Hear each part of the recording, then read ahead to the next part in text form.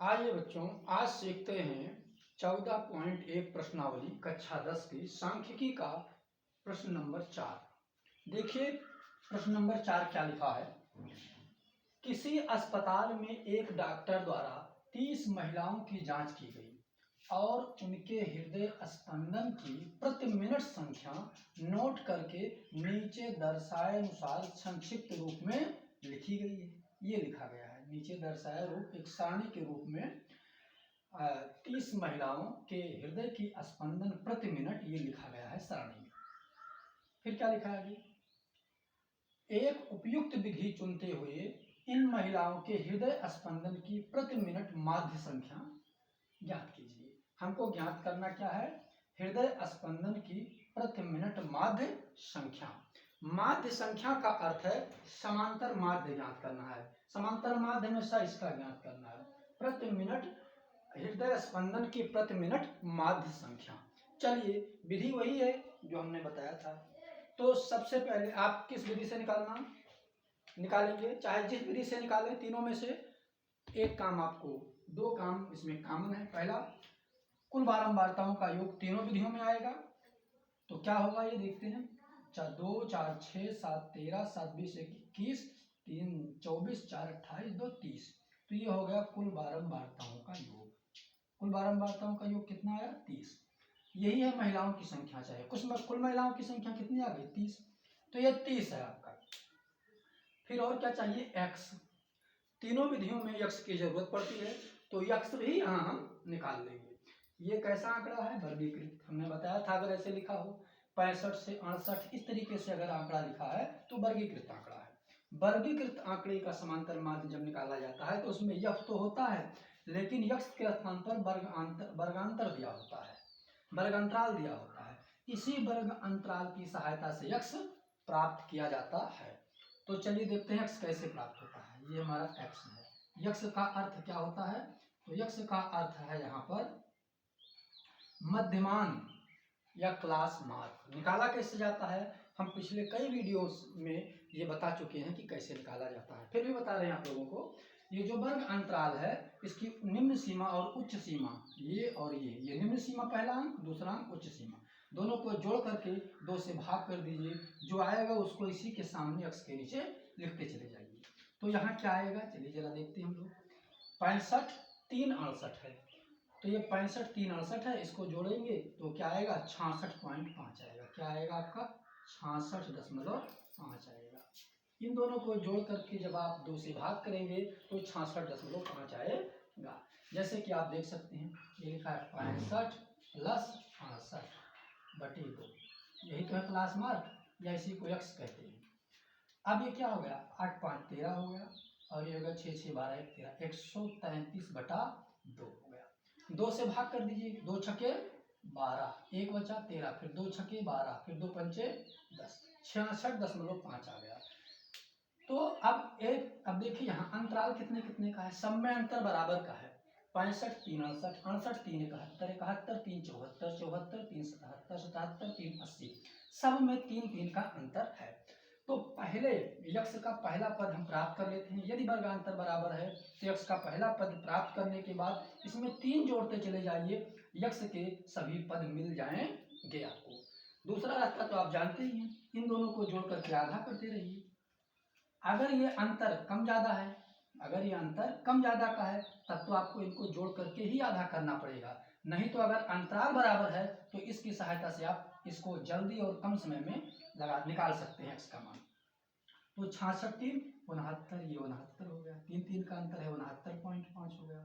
फिर अगला 69 3, देखो 69 में 3 जोड़ोगे तो 72 हो जाएगा, 9 3 12, ये हो जाएगा 72.5। फिर अगला क्या हो जाएगा, 72 3 75, तो ये हो जाएगा 75.5। अगला क्या हो जाएगा आपका 75 में 3 जोड़ो तो ये हो जाएगा 78.5। कितना हो जाएगा, 78.5। अगला 78 में 3 जोड़ो तो ये हो जाएगा 81.5। 78 3 81, तो ये आपका हो गया 81.5। 81 में 3 जोड़ो तो ये हो जाएगा आपका 84.5। कितना हो जाएगा, 84.5।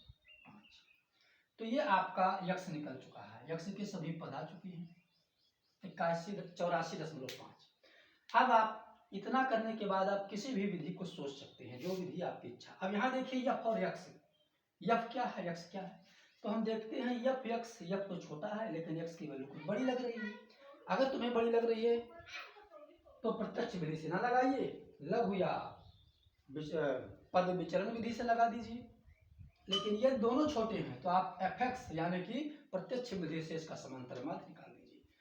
तो जो भी आपको अच्छा लगे, चलिए हम निकाल देते हैं, प्रत्यक्ष विधि से निकाल दें या पद विचलन से निकाल दें या लघु विधि से निकाल दें। लघु विधि का दूसरा नाम कल्पित माध्य विधि भी है।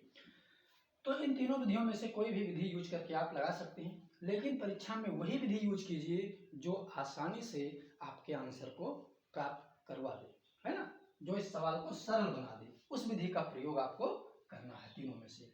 यहाँ ये तो नहीं बोल रहा है कि नहीं इसी विधि से लगाइए, तो फिर आप स्वतंत्र हैं, किसी भी विधि का यूज कर सकते हैं। तो किस विधि का यूज करेंगे जब आप स्वतंत्र होंगे किसी भी विधि का यूज करने के लिए? तो आप सरलतम विधि एफ और यक्स को देखकर पता चलेगा किस विधि का यूज करना आसान है। चलिए एफ एक्स ही लगा देते हैं। क्या लगा देते हैं? F x. तो यहाँ है एफ और एक्स, दोनों का गुणा कर लीजिए, एफ एक्स हो जाएगा। एफ ये दिया है, एक्स ये दिया है, एफ का पहला पद एक्स का पहला पद गुणा करेंगे तो एफ एक्स का पहला पद, ऐसे एफ का दूसरा एक्स का दूसरा पद गुणा करेंगे तो एफ एक्स का दूसरा पद, यानी कि सामने सामने लिखते चले जाना है आपको। समांतर माध्य होता क्या है प्रत्यक्ष विधि में? तो प्रत्यक्ष विधि में समांतर माध्य का सूत्र होता है समांतर माध्य बराबर सिग्मा एफ एक्स बटे एन होता है। तो एन मिल चुका है, एफ एक्स निकाल रहे हैं, जब आ जाएगा सबको जोड़ लेंगे, सिग्मा एफ एक्स हो जाएगा। अब क्या होगा, 2 से इसमें गुणा कीजिए तो 2 पंचे 10, हासिल आया 1, 2 छक्के 12 1 13, फिर 2 छक्के 12 और 13 में एक बचा था, फिर 13 हो गया। इस तरीके से एफ एक्स का पहला पद आ गया। दूसरा 4 से गुणा कीजिए तो 4 पंचे 20, दशमलव एक अंक पर लगा दीजिए, 4 9 36 और 2 38, 4 पंचे 20, 2 बचा, 4 9 36, 2 38, हासिल आया 3, 4 छक 24 और 3 27, ये आपका हो चुका है 278। फिर अगला 3 से गुणा कीजिए, 3 पचे 15 के 5, हासिल आया 1, 3 दूनी 6 1 7 और फिर 3 सत्ते 21, ये आ चुका है। फिर अगला 8 से गुणा, 8 पंचे 40, अब क्या होगा, हासिल 4 आया, 8 पंचे 40 4 44, फिर 4 आ चुका है, 8 सते 56 और 4 60 हो गया है। ये देखिए ये इतना आ चुका है आपका। फिर अगला 7 से गुणा करना है, 7 पचे 35 के 5, हासिल आया 3, 7 8 56 और 3 59, 56 में 3 जोड़ तो कितना हो जाएगा 59, और फिर 7 7 49 और 5 54, 49 और 5 हो जाएगा आपका 54, ये निकल के आ चुका है आपका। 8 4 से गुणा कीजिए, 4 पंचे 20, हासिल आया 2, 4 1 4 2 6, तो ये 6 हो गया। फिर 4 8 32, ये हो चुका है आपका। 4 पंचे 20 के 0 हो गया, 4 1 4 2 6 हो गया, 4 8 32 हो गया। 2 से गुणा करो, 2 पंचे 10, हासिल आया 1, 2 चौका 8 9, फिर 2 8 16, ये आ चुका है। यही है आपका एफ एक्स। क्या है ये? F x. इसको जोड़ लेंगे तो जो आएगा वही हो जाएगा सिग्मा एफ एक्स आपका। इसको सबको जोड़िए, जो आएगा क्या हो जाएगा सिग्मा एफ एक्स हो जाएगा। तो जोड़िए, कैसे जोड़ते हैं, दशमलव के बाद वाला बाद में जोड़ते हैं। तो ये क्या हो जाएगा 5 5 10 10 के 0 हो गया, हासिल आया कितना 1, तो 9 और 1 हासिल 10 और 6 16, 9 25, 4 29 और 7 36, 8 44, 3 47, 47 के 7 हो गया, 47 के क्या हो जाएगा 7,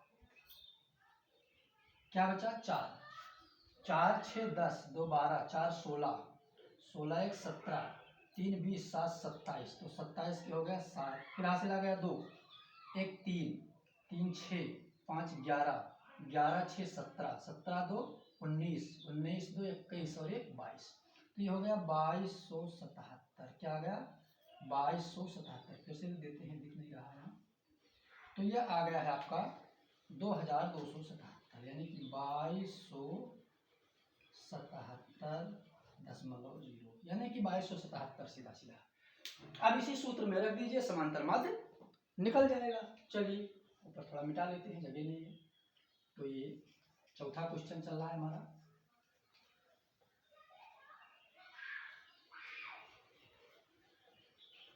आगे देखते हैं। तो समांतर माध्य बराबर क्या होता है, सिग्मा एफ एक्स बटे एन। समांतर माध्य निकालना है तो यहाँ लिखेंगे समांतर माध्य बराबर, समांतर माध्य बराबर कितना, F x, sigma F x कितना लिखा है, तो इसके जगह लिखेंगे 2277, 2277 बटे कितना, बटे पदों की संख्या n कितना है 30, तो यहाँ लिख दीजिए 30। इसको 30 से भाग कर दीजिए। 30 से जब पहले 3 से काटिए, देखिए सीधा सीधा कट रहा है, 3 एकम 3 10 हो गया, 3 सत्ते 21 हो गया, 1 बचाया 17 हो गया, 3 बचे 15, तो यहाँ 2 बच गया 27, 3 9 27 हो गया। 10 से जब भाग करेंगे तो ये सीधा हो जाएगा 75.9, 75.9, ये आपका आंसर हो गया 75.9। अब ये है क्या, अब लिखेंगे अतः महिला प्रति महिला, एक महिला के हृदय की स्पंदन की प्रति मिनट संख्या 75.9 है।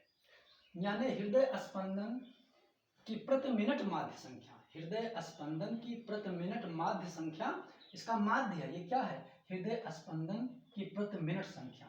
तो हृदय स्पंदन की प्रति मिनट संख्या का माध्य कितना है, 75.9 है। ऐसे लिख दीजिए आप, हृदय स्पंदन की प्रति मिनट माध्य संख्या, हृदय स्पंदन की प्रति मिनट माध्य संख्या, प्रति मिनट माध्य संख्या कितनी निकल के आई है, बराबर 75.9 है। ये लिख देंगे अतः करके। अतः हृदय स्पंदन की प्रति मिनट माध्य संख्या 75.9 है। चलिए ये क्वेश्चन हमारा पूरा हुआ। अगला क्वेश्चन हम अगले वीडियो में बनाएंगे। धन्यवाद।